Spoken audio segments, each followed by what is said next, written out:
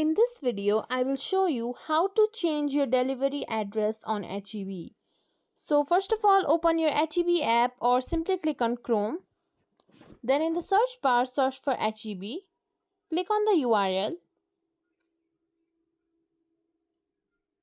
After that, make sure that you're logged into your account.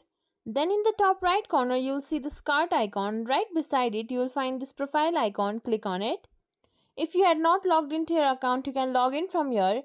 And after you are logged in, what you will find here is your personal information, your name, address, your email address, etc.